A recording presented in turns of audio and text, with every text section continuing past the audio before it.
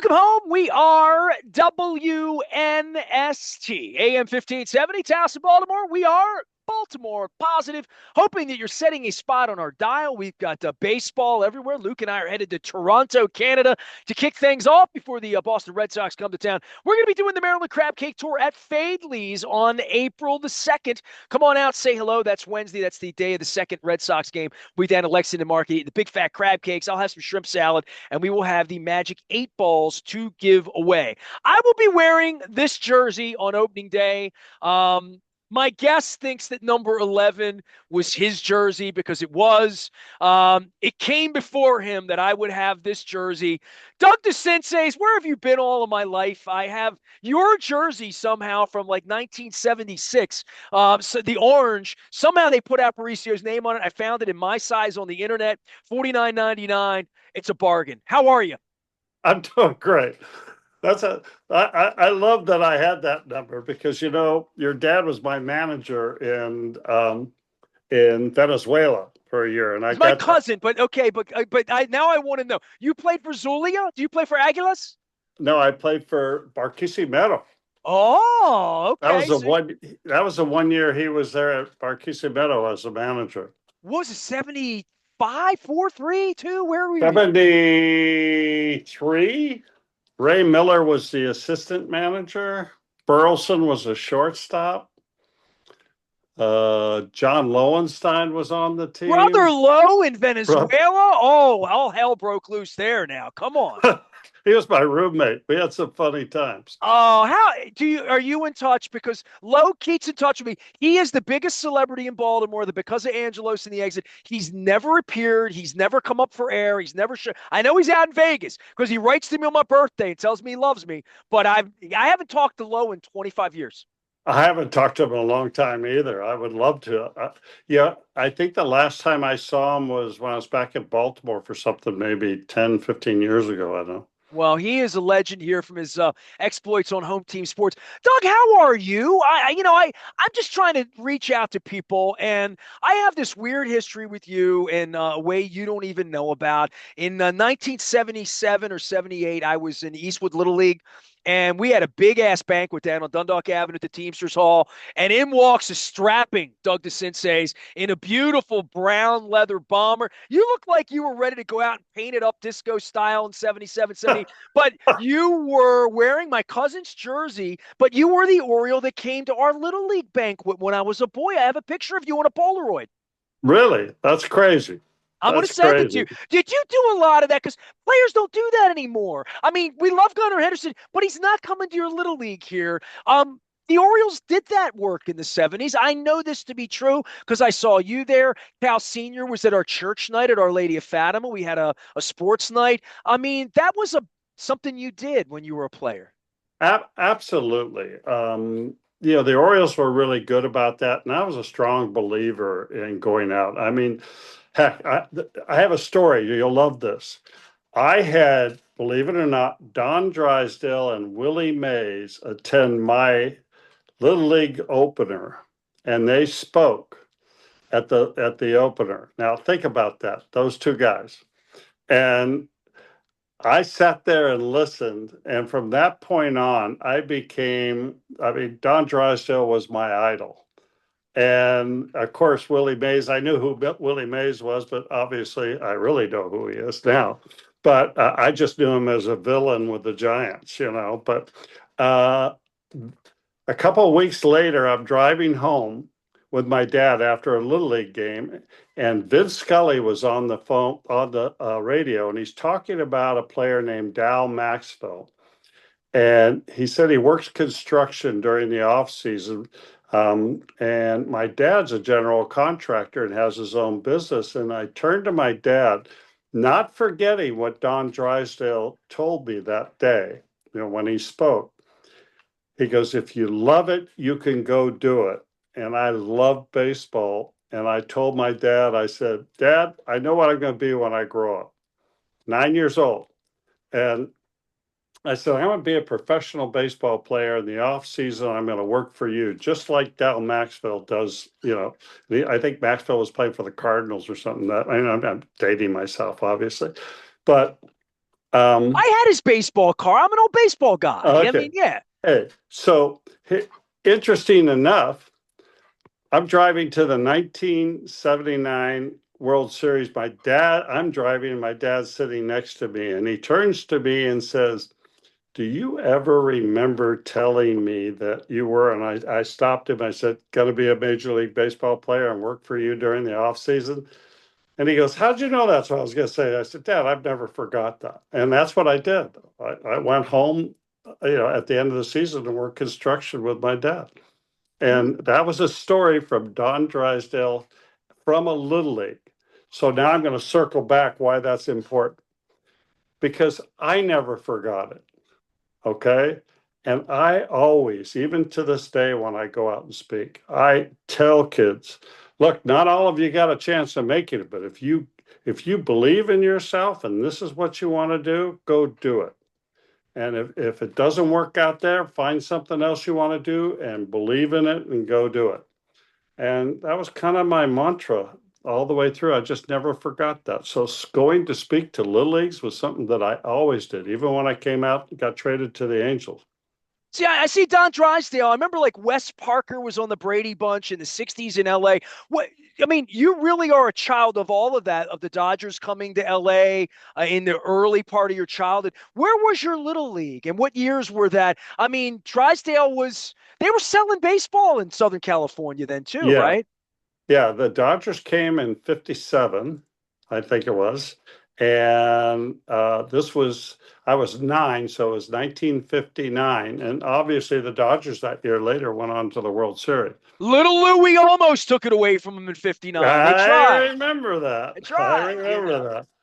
But you know, I just it was a thrill for me as a kid, Did you go to a and baseball game at the Coliseum as a boy? I mean, always, yeah, oh, oh, absolutely, saw I many went in games. there for a Rams Ravens game. You remember Lamar came out Sure, there and ran 50 points in those purple jerseys, and the Rams were wearing those gold jerseys that one night. The only time I've ever been in the Coliseum, and obviously you think of the Olympics and the Raiders playing their USC and all that, but as a baseball venue, it's really hard to look at it and say that I see the pictures of it, and the left field wall looks like it's about 190 feet, yeah, and it looks like you can play all day in right field. But that's a hell of a memory because when I walked in there, I felt the 100 years of it, and I walked in early, and it was just it was a Monday night, but I was trying to say my cousin hit here in the World Series in this area of the end zone that was home plate. yeah, and you would look at Wally Moon made a career of hitting high fly balls to left field. It was incredible. It just hit him over the screen. I think the screen was like 50 feet high. And but it was then I went out to center field, and I can remember Duke Snyder was such a great center fielder, but sometimes he'd run after the balls, and it'd be so far out there, it'd be hard to see it because the field just went straight out, and then they cut across the not quite the end zone, but cut across and put right field over there. So left field was super short, and center and right center was like forever. Oh yeah, I mean, and just looking at a visual of it, any of the black and white pictures, it's crazy. Doug DeCinces is here, number 11 in your program, and out in Southern California. For you with Dodger Stadium, I got to ask because I have such an affinity of all this. So you're a kid in Southern California, living that California dream, and the Dodgers moved to Dodger Stadium. First time you walk into Chavez Ravine, what are you, 13, 12, 13, 14 years old? Yeah, about that. And I just remember one thing that sticks in my mind is that everybody had transistor radios back then, right? Okay. And you could hear Vince Scully talking, and they used to pump the smell of the hot dogs. And you would walk in and you could hear Vince Scully and you could smell the hot dogs, and you're looking down at this beautiful, I mean, it's a light blue stadium accented, and it's just spectacular as a kid. And you're just in awe, just in awe. And I was at a game where one of my later to become one of my teammates, but when Tommy Davis, in the height of his career, slid into second base and broke his ankle. And I never forgot that. Well, lo and behold, I come to the big leagues. You know who is sitting right next to me in the locker? Is Tommy Davis. Designated hitter Tommy Davis by the time he got to you, right? He was the first Yeah. DH for Uh, the Orioles. yeah. And, and so Tommy kind of mentored me. I remember throwing batting practice to him, and he wanted me to throw everything I had all the time. And I would, and he'd just get line drive after line drive. But those are the memories that I had as, with the Dodgers and all those different things. And I hit a home run when I was playing with the Orioles, and Frank Tanana was with the Angels. You remember they had Frank Tanana and Nolan Ryan, and this is Tanana, and he was lighting it up and hit a home run in the ninth inning to beat him. And it was a televised game back then, one of the few televised games that was being televised back to LA. Well, I was thinking, this is great. My folks get to see me and all those kind of things. So they come and get me and say, the Angel broadcast wants to interview you. So I go over and I'm sitting there, and quickly, who jumps over the fence and grabs a microphone and comes to me and says, all right, Doug, nice job. We're going to talk. And I'm just in awe. It was Don Drysdale Doing the games for the doing the Angels. color, and he was going to interview me. And I just went right away. I kind of blanked, and he asked a question. And I just said, I'm sorry. I said, I'm sorry, but I'm so happy I hit the home run just to have you come down and interview me. Did I you said, say you spoke at my little league banquet? Did you tell him? I told him, I said, you spoke at my little league. You were my favorite player. I idolized you. I went to the day you tired your uniform, the whole bit. And he got so flustered. I said, I'm sorry. Let's get back to your question. But He that's was when I was in the big leagues. Those things as kids never, Nestor, they never leave you. Well, there's only Just, one Oriole that came to my banquet. It was you. So, for what that's worth. Doug DeCinces is here. I'm trying to remember why I reached to you, and now I remember. When Brooks passed, I reached to some players. You and I fell, it just didn't yeah, happen. I don't know why it didn't happen, but that's really why I reached to you, I think, originally. And I don't think there's anything about where you're leaving this where we can't talk about Brooks into this, because you talk about this coming up, Tommy Davis, where you were. I never gave you that forum to discuss Brooks's life. And man, I can't imagine that. I've watched it with Ray Lewis here on the other end on football, like trying to replace that kind of a player. You don't really replace that player. We've not replaced Cal, 23 years later here. But you and Brooks will always be tied for anybody my age who watched it. And man, you had a hell of a career, but coming in behind Brooks, it's like Scott Rowland in Philly with Mike Schmidt, right? absolutely. Absolutely. It's just, not many guys have been able to go on and have a career after they come in with this having to replace that superstar and stay in the city. And, you know, I mean, when I was replacing Brooks, and I'm sure some older fans who are, if they're listening or watching, can remember that they're probably one of the ones that booed me, because whenever I got called up to go in or start a game, and it wasn't Brooks, fans would start chanting, "We want Brooks, we want Brooks." Brooks was just, I believe he could have run for mayor and governor at the same time and won both races. I mean, he was the most popular guy and well deserved. I mean, I had a great relationship with Brooks. And despite many people thinking that we were in, uh, angry competition with each other, that was not the case at all. But Brooks was just, yeah, he was just a solid, good person and would do things and was always so nice to people. And I always remembered that. And I always said, took note, those who make it need to be like that, need to be like Brooks. And it was a model for me. But I look back now and people ask, well, what's the one thing you're most proud of in your career? And I immediately respond and say, being able to replace Brooks Robinson and being able to have a career afterwards. Because far too many guys that I saw in the big leagues that had to come in and replace certain guys. You brought Scott Rowland. I mean, they ran him out of Philly, and look what they did. They ran a Hall of Famer of Philly Straight to St. Louis. straight to St. Louis, and it was all good.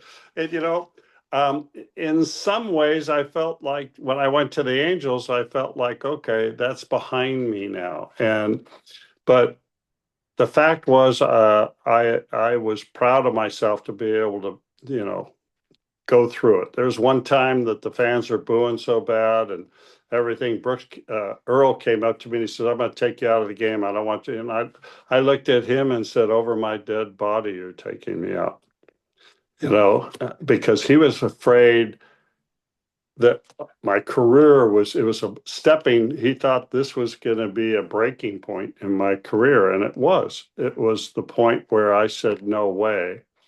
And I went out and we lost it. We gave up 5 runs. Cuellar was pitching, gave up 5 runs in the first inning. And um, I remember diving for a ball down the line with bases loaded and went off the tip of my glove. And the fans all started chanting, "We want Brooks, we want Brooks." I could not do things right, even if, I'm not so sure Brooks would have had it. But anyway, and I can remember Belanger and the other guys going, "Hey, don't listen to that. Don't listen to that." And It's it's funny pretty. because I don't think of Baltimore fans as being booing fans. Now, as a child at the ballpark, I think it was a little different. I think Camden Yards gentrified. We don't boo the home team here like the team stunk for the last 30 years, Doug, Yeah, right? I know. And there I know. hasn't like that feels a little old fashioned in a baseball kind of way. I still hear it in New York, you'll hear it in Philly, you'll hear it in certain markets, but Baltimore's changed in that way, and Well, I'm not I shocked to think hear you say that. I know it's true, but it, that wouldn't happen today, I don't think. well, I mean, I think the people just, they just love the guy. And when you come to the ballpark, you're paying your money. You want to see Brooks Robinson. You don't want to see a young kid from California take the field. And if that young kid doesn't do well, they're going to boo harder. But it was a reality. And no, a lot of guys didn't have to go through stuff like that. And I agree when I left and came back to Baltimore, when I come back and play. I almost felt like the artist who died and the paintings became famous. You know what I mean? Yeah. Nestor was like, I felt really appreciated when I came back because, I played for the Orioles for 9 years and I felt like, I held my own and we had a lot of successful times and it was kind of time for, that Edward Bennett Williams, they kind of wanted Cal to play third, but Earl said, "No, you're not trading Doug because he's my shortstop." And the owner stepped in and traded me. And Weaver called me and after the trade, and he told me the whole story. And he goes, "It's the first time in my career I have an owner coming in telling me who my team is going to be." And he goes, "I'm quitting after this year." And that was 1982. And he said, I'm gonna go through this year, but I'm retiring because I can't do that anymore. I can't have an owner tell me whether I'm not gonna, you're gonna fire me because I'm unsuccessful, but you're the owner and you're telling me who can play on the team." And as what history proves, what was it, 12 games or 15 games? Cal got moved off a third and played short, and history is history. But that was a different time as well, in that Gritch, Baylor, Reggie, Garland, just going, and then the aging out of McNally, Cuellar, and those guys. The money of baseball, and Reggie going to New York, and what happened with Charlie Finley busting the A's up and trying to sell off Joe Rudy and Yeah. all those players.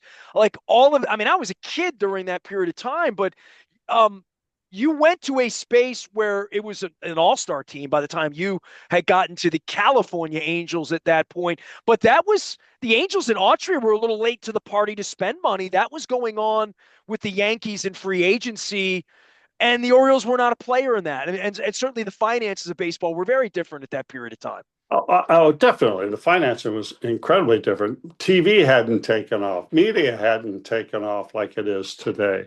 Um, it, the players today, people say, oh my God, these contracts and everything like that. Look, I'm a firm believer the owners, if you become an owner of a baseball team, you're a smart businessman because you've been very, very successful to be able to get into that position.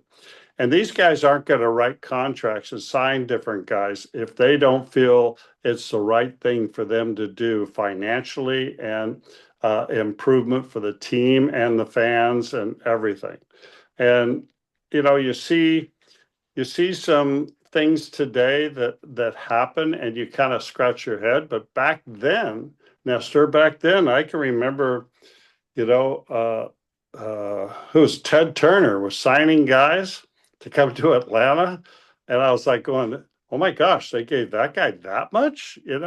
And that started telling everybody, hey, there is more their value out there, and players have to go out and seek it.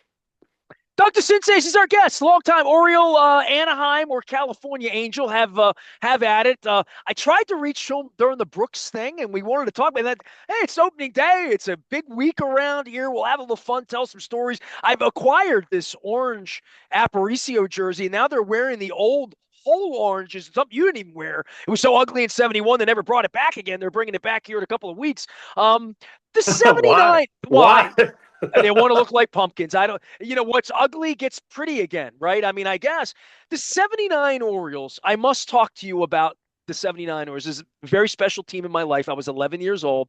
I went to 31 straight Orioles games that year at home before you lost the game. I picked nights where you won a lot of games that year. And I've told Steve Trout when I ran into him, he threw a 6-hit shutout. I ran into him out in Mesa at spring training in Arizona a couple years ago with Rick Tellender. And he says the best game he ever pitched in his life, 6-hit shutout, August of 79. The 79 year, and you and Dennis and Dempsey with the ORI and Wild Bill, I was at all of those games. I was a kid. You signed my glove, my Rawlings Tom Seaver glove in the summer of 79. Um, for you and what you accomplished in baseball, 83 here, you weren't a part of it, and winning for some of the guys here that were. 79 still the summer of love for me, even though it went seven and, we are family and Omar Moreno, like all of that. I still, every time I see Burt Blyleven, I don't like him. I let him know that Well, too. how about the song "We Are Family"? I know, I Sister hate it. Sledge. I still hate it. It's been My 50 years. grandkids kid me. They'll put it on just to give. They know I hate Is it. 79 a beautiful memory for you or Oh, still absolutely. ugly? Okay. Now you know what? It is a childhood dream come true again. Be able to walk up to home plate in your first game in a World Series, and I hit a home run, and it was like, I mean, I can remember out there with my neighborhood buddies playing wiffle ball, and we'd all go now batting for such and such in the World Series, and we try to smoke a wiffle ball for a home run or something. But to be able to do that, I mean, that's probably the highest point of my entire career. Well, it was. I still have my ticket stubs, and everything that went right, everything that went wrong. All these years later, I'm still not over that one. Just so you know, and I'm glad that at least it's a good memory because I didn't really want to bring it up because it didn't have the happiest ending. But I was the happiest at the ballpark in Section 11 out in left field behind Renicky or Lowenstein, whoever's playing that night. And my dad, we got general admission tickets. We went out there and we really felt like we were a part of something that some days I don't feel like I'm a part of it anymore, Doug, obviously, all these years later. But there was something really special about that time in Oriole baseball that I believe Rubenstein and the new group is trying to recapture in some way all I these hope years so. later, because what was built there, Oriole Magic as you would know it, and Ekman and the games on the radio and all, we're still eating off of that as I see it. Eating off 79, not 83, not Camden Yards, not Cal. To me, we're still eating off of that era of baseball and the magic that was born in 79. That's right. I can't agree. I mean, that was so special. I mean, our team felt it was like when we came to the ballpark, we knew we were gonna, we had every chance to win again. And as a professional, when the game gets towards the end of the game and you're maybe down one or two runs, we knew what we had. We were a comeback team. We did things that were unusual, but we never beat ourselves. That was the big thing. That's one of Earl Weaver's great successes as a manager. Fundamental baseball, you never beat yourself. And, he grinded that hard in spring training and all during the season. But the team itself grasped a hold of the fact that this game isn't over till it's over. And there were numerous times coming back. And once that thing caught, Kenny Singleton was having such a tremendous year, and Eddie Murray was, I mean, it was just everything was folding into place. But I think the single thing after, that Oriole Magic night when I hit that home run, but Charlie Ekman I and was Chuck there, Thompson, doubleheader, Tigers, the whole thing. I was there, Doug. I got to tell you, I'll never forget coming out. It's like 10, 12 minutes I'm in the clubhouse. And they pulled me back out, and all the fans were still there. Where do you see that? Today's game, at least out here, California, if it's the seventh inning and they're losing by a couple, people start leaving the game. And it blows me away. It's like, gee, gosh, that's a little bit early, But back then, nobody left their seats. And you know what? The fans, I think the fans were just as much as responsible for that Oriole Magic as the players were. Again, we had a special team, and we again never beat ourselves. We had great pitching, great defense, and power and timely hitting. But the fans played such an important role of that. It was, they felt a part of it. Now, if fans go to the ballpark today and don't feel a part of the team, or they feel like they're going and they're going to lose no matter what, that's hard to build. That's hard to build back to. So one, you got to have players on the field that can play. And you got to have guys that have heart and play hard. And fans got to appreciate that more than anything. They got to appreciate somebody that's busting their butt, that's running out pop flies, or doing everything they can. They're diving for balls, doing things. It doesn't mean you're going to win, but at least the fans should recognize that the players are giving everything. So why can't you as a fan? Man, you said Eddie Murray, and I was going to do Eddie, Eddie. Uh, Like the hair on the back of your there's nothing to replicate that, and the echo underneath of the mezzanine that would just roar, the roar from 33rd Street. Oh, well, Wild Bill Hagee was crazy. I mean, that was awesome what he did. But you're right. I mean, the players, like, we talked about John Lowenstein. John Lowenstein and Gary Renicky. They're one day's playing, next day not, whatever. Those guys were incredible together, and how they played defense and how they hit for power and drove in runs, and Alan Bunbury in center with his speed. We always had Dempsey behind the plate that could throw anybody out. But Eddie Murray was, let's face it, one of the greatest hitters of baseball ever. Who else has 3,000 hits and 500 home runs as a switch hitter? I mean, pretty special. Richie, Pretty, what about Richie Dower? We lost Richie yeah. recently, and I knew Richie just a little bit, kind of the way I know you through doing all of this all these years. And there's a guy that stuck with the game and almost lost his life a number of years ago. In recent times, I hate calling all of you when we lose people. I try to call you an opening day and just get together, but we are losing some folks, and pay tribute to Rich. Yes, absolutely. Richie was a Southern California kid, went to USC, came up. He uh, he was an incredible defensive player, never made mistakes, timely hitter. I never thought, though, I have to tell you, Richie surprised me. I never thought he'd go on to be a coach. As a teammate, I never thought that. And he went on to be a superb coach. A And lifer, really, yeah, I mean, a really. lifer, and I just didn't know if that was him, because he wasn't he was a jokester, but he wasn't necessarily somebody that was speaking to lead. Does that make sense? He In the also had that clubhouse. incredible year at AAA, right? I mean, Rich, Yeah. and just you had so much talent, right? I mean, just sort of not just Brooks aging out or whatever, but Belanger, Gritch, just a wealth of Oriole way talent. And I think you would say to this day that Oriole way of the early 70s that literally was written down the Oriole way. That's Yes. what you were. I mean, that's what all of you were. Baylor, Coggins, Bumper. Just go through the whole list of all of you that made it. Yeah. And if you really look, what's very interesting, people need to understand this. How many of those coaches? I mean, for me, I came up in the minor leagues and, you know, I had Joe Altobelli for a couple of years. I had Cal Ripken Sr. for a couple of years. Cal was Cal was like my baseball dad. Really. I mean, we had a very tight relationship and I So don't you knew know. Cal when he was a little boy then, yeah?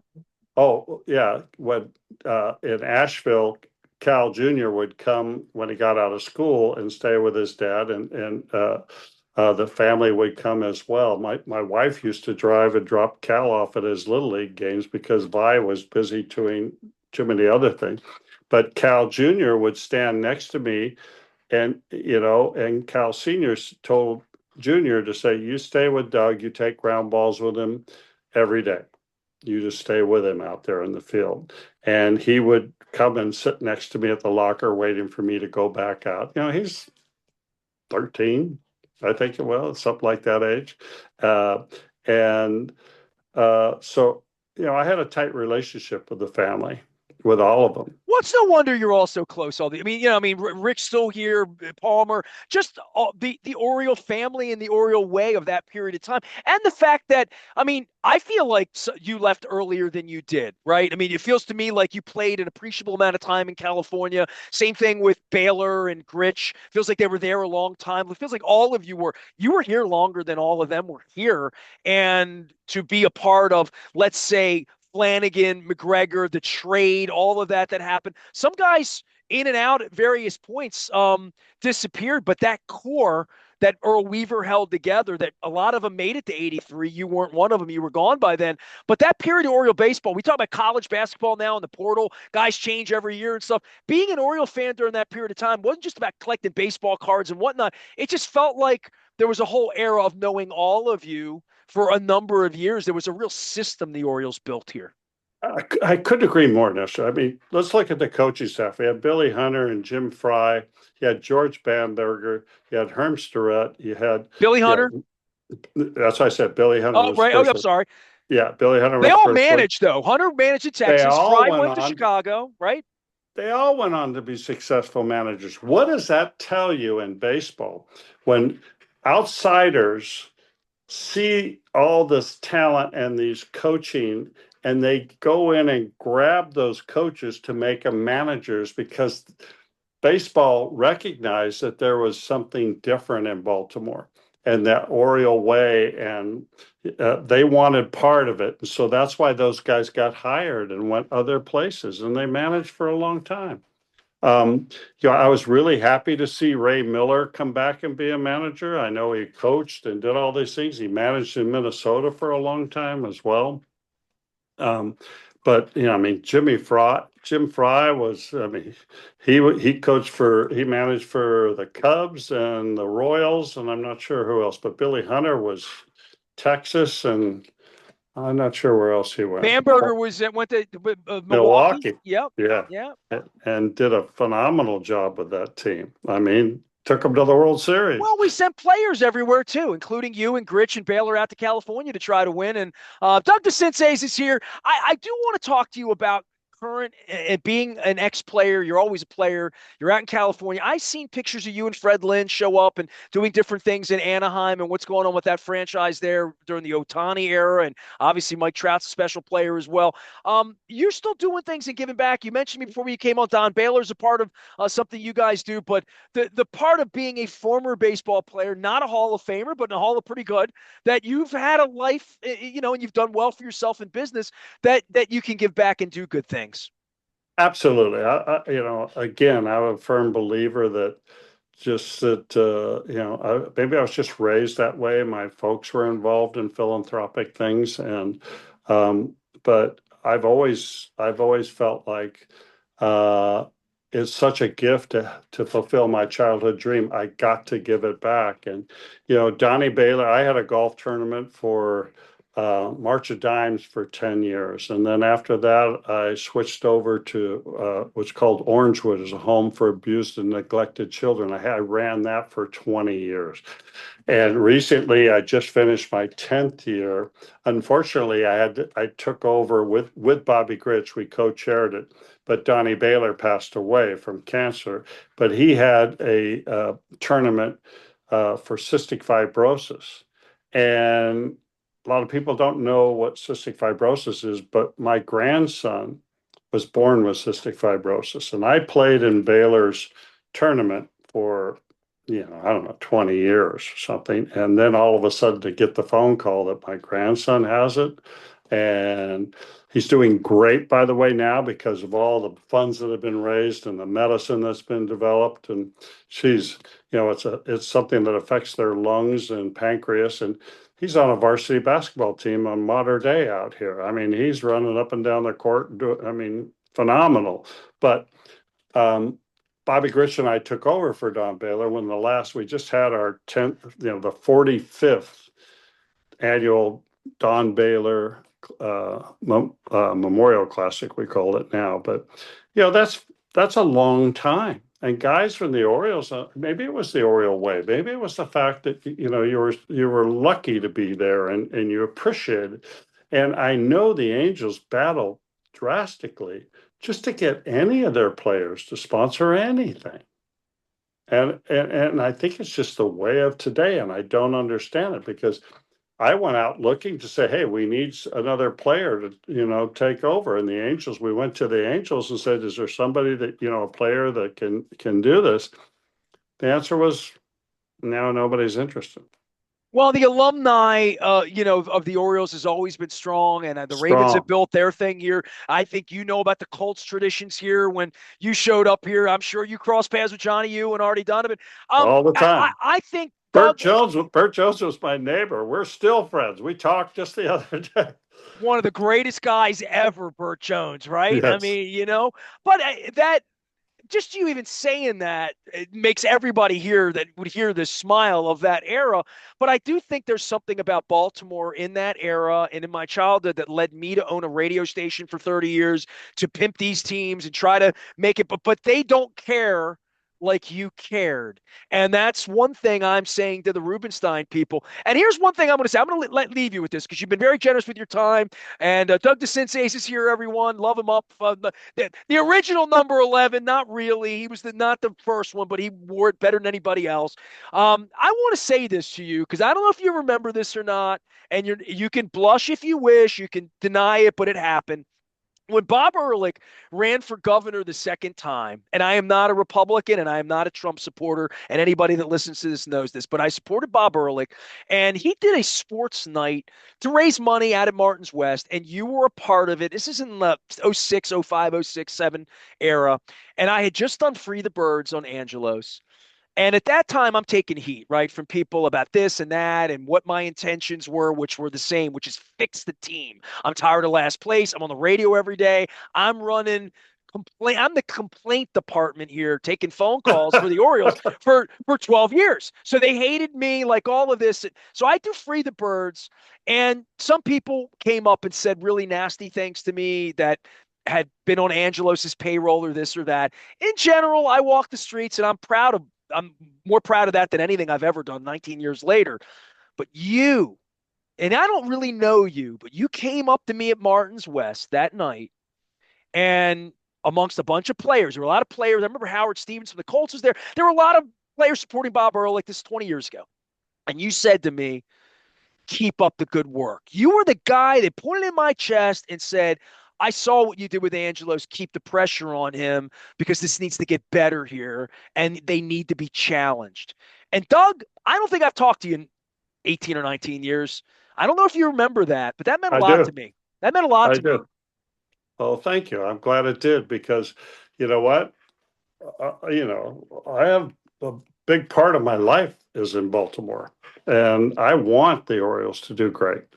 I've always wanted them to do great, and um, I was sad to see the attitude and everything and how far they fell. My son played for the Orioles in the minor league system, and he was getting called to the big leagues because the starting catcher got hurt and the backup catcher had a sprained ankle, and he was in double A.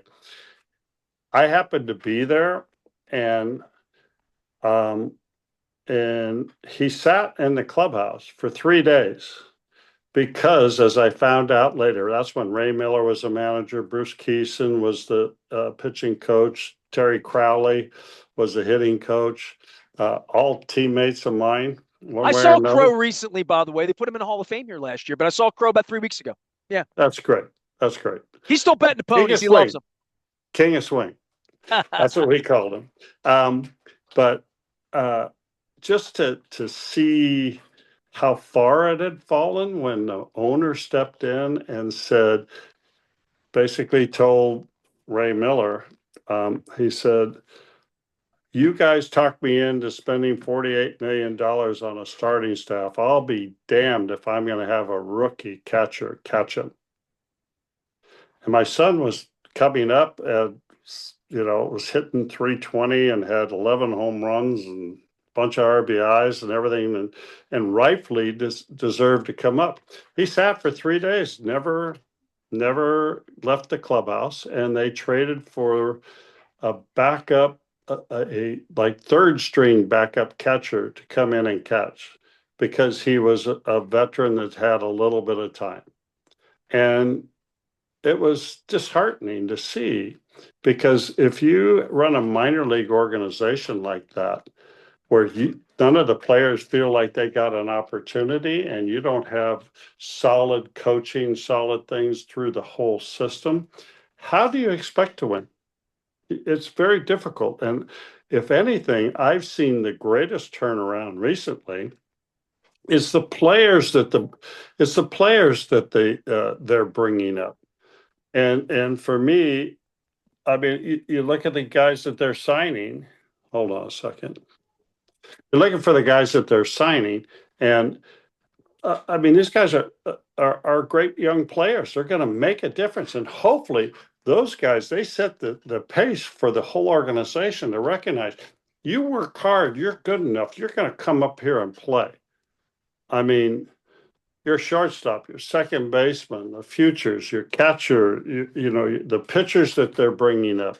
These guys are all quality players. And so the system has turned around from what I see. I'm not there, Nestor. You probably know a lot more than I do about what's going on. But in order to be strong, you got to have that base. One of the reasons the Yankees are so strong is they have a phenomenal minor league system, and they can trade those guys to get what they need to win at the top. Without that strength, you don't, you don't survive. Doug, I've been on the air 34 years now. Every year, every spring training, opening day, next 34 years I've been doing this professionally. And this is one of a handful of times, not really a handful, it's the only time in the history of the organization that they can begin the year and make a trade in July because they have the artillery and they have money. Because we're talking about, like, can they sign a $10 million relief pitcher right now to augment their pitch? We never talk like that for 30 years with Angelos at all. And certainly there was nothing to deal from. They would get out dealt in July, money aside. They didn't have any players to deal. Now they have Exactly. this strength, they have this ability, which is one of the reasons look, they're starting opening day next week. I don't think they're a World Series caliber roster right now, not pitching wise. I think they're going to need to get help, but I'm also of the mindset and the belief that the owner has the money and the organization has the assets. I haven't been able to say that out of this microphone since I've owned this radio station, and I've owned it for 27 years. Well, I have to say, again, I'm not there, but I'm happy about the new ownership. I think it was a much needed change. But when you come in and, it might be difficult for him to come and make a radical change in his first full year. might be difficult. He needs to get the lay of the land. He's got to trust his baseball people, and you do have talent. And are you there yet? You're in a tough division. Doesn't mean you're not. It doesn't mean you can't, but you do have to build from on what you have. And if you don't go build on what you have, then I mean, look at the Orioles made that trade for Rick Dempsey and Scotty McGregor and Tippy Martinez and a guy named Joe Pagan. And they traded Paul Blair and Elrod Hendricks and Kenny Holtzman uh, was in that deal, right? who? Kenny Holtzman was in that deal, I think. Yeah, I was just to say, and Mike Kenny Holtzman. Torres was Torres in that deal too? Maybe somewhere. Yeah, Torres. No, I think Mike left as a free agent. Yeah, he left later. Okay, He left as a free agent, but he ended up going. that's not But bad. It's been 50 years and we can remember most of it. well, yeah, but think about that. Dempsey was there forever. McGregor was there forever. Tippy Martinez was there forever. That was a great trade. Was it risky? Because yes, none of those guys had played. I mean, Dempsey had played a little bit. McGregor had a little bit of time, and Tippy, showed a lot of promise, and I think that they got that. But that was a smart organizational moving, and then look at we traded McNally and Coggins For to Kenny. get Kenny Singleton, and what a trade that was. And so I think Don Preece was involved in that. I know he's a Hall of Famer as well, Oriole Hall of Famer, and rightfully so. He's the one that wrote the book, The Oriole Way, and uh, I think they need to stay with that. And baseball doesn't change that much. I think hitters today got to stop thinking about hitting home runs every swing and start hitting the ball hard and play hard. And I like what I see. I like the guys. I mean, Gunnar Henderson's a great player. I love the third baseman. Why am I drawing a blank? He wears my Oh, number. Westberg. Westbrook, I love him. I watch him play. I watch his approach at home plate, and I'm going, this guy's going to be around for a long time with that. So I know he's got number I'm 11. not letting you get away with saying it's your number. It's our number, Doug. Come on. Okay, all right, all right. Doug DeCinces is here. I made him laugh. I'll let him get back to the good weather out in California. Sorry for that. I don't want to. I don't want to take that off.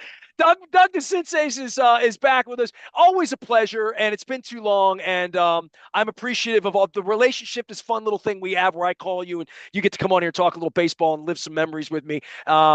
Stay safe out there. Keep doing what you're doing, and we'll stay in touch. And maybe we'll bring you back here for a little, World Series thing at some October and relive '79 a little bit. I would love nothing more. I honestly could. I would love nothing more because you know what? As I said, Baltimore, I have a strong place in my heart for Baltimore. And, I think the city and everything that where it's come, and I know it's fallen back a little bit. Well, it needs to be brought back up to where it is because it's a great place to live. Well, I'm gonna find that Polaroid because I have it. It's literally it came out of the little camera. It's the one you had to wait 30 seconds for it to appear like a Sure. ghost. Yeah. I have it, and I think you may have autographed it because you could have. So I have it, and I promise to send it to you just to show you how handsome you were back in Dundalk in 1978. All right. That was a long time ago. I can tell you that. Oh, once handsome, always handsome. Doug DeCinces, number 11 in your program, number 1 in your hearts, joining us from Southern California. We're getting ready for Oriole baseball. Luke and I are headed to Toronto, Canada. I've got my Canada hat out. I got my passport ready to go. I'm ready for opening day, and so is Luke. We're going to be Pizza John's on Friday with Maryland Lottery Scratch-Offs and the Magic 8 Ball. We'll also be back on April 2nd at Fadley's before the second Oriole game against the Boston Red Sox. As they said in the movies, play ball. I am Nestor. We are WNST, AM 1570, Towson, Baltimore. We never stop talking Baltimore baseball. Great Doug DeCinces. We're Baltimore positive. Stay with us.